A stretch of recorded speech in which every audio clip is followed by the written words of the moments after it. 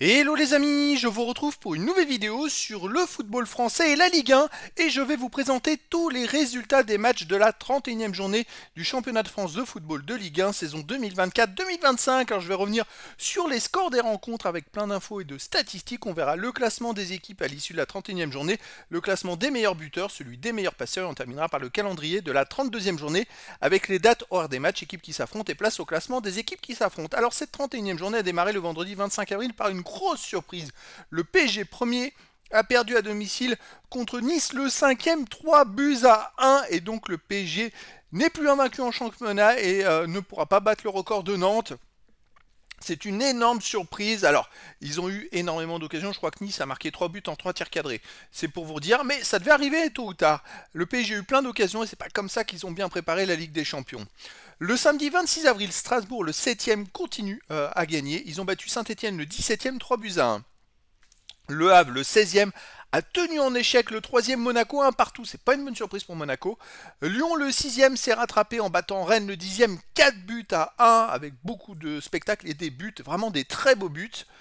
Ensuite, le dimanche 27 avril, Angers, le 15e, a perdu à domicile contre Lille, le 4e, 2 à 0. Nantes, le 14e, a fait 0-0 contre Toulouse, le 12e. Montpellier, 18e, a fait 0-0 contre Reims, le 13e. Lens, le 8e, a perdu, s'est fait exploser à domicile par Auxerre, le 11e, 4 buts à 0. Et enfin, Marseille, le 2e, a battu Brest, le 9e, 4 buts à 1. Donc voilà, des scores qui montrent que les équipes en tête, on va dire, il y a un gros peloton.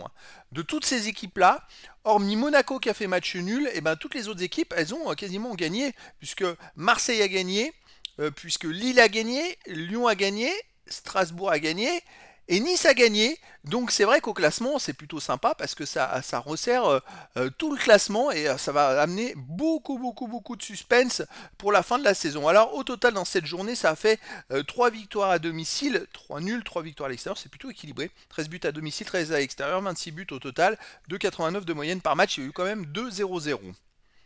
Alors le classement, en tête le PSG 78 points, deuxième Marseille 58 points, troisième Lille 56 et donc Monaco devient quatrième avec 55 points, cinquième ex-aequo Lyon, Nice et Strasbourg avec 54 points. Donc il y a toujours 6 équipes qui se tiennent en 4 points, c'est exceptionnellement serré, ou 5 équipes en 2 points si vous préférez, puisque Marseille a un peu plus d'avance, puis Marseille ils ont un meilleur calendrier que les autres, ils vont être durs à déloger de la Ligue des Champions. Ensuite il y a Lens 8e 45 points, 9e Brest 44, 10e Auxerre 41, 11e Rennes 38, 12e Toulouse 35, 13e Reims 33 points, 14e Nantes 32, 15e Angers 30 points, 16e Le Havre 28 points, 17e Saint-Etienne 27 et 18e Montpellier avec 16 points. Le classement des meilleurs marqueurs en tête Dembélé du PSG 21 buts.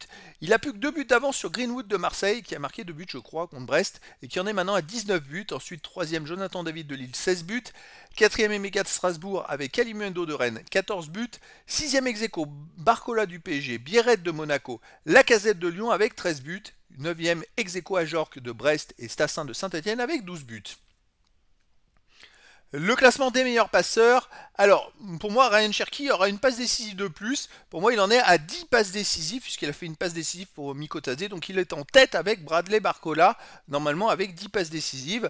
Et ensuite, en troisième position, il y a Dadi Simon de Nantes et Bakwa de Strasbourg avec 9. Puis Perrin d'Auxerre et Akliouche de Monaco avec 8 passes décisives.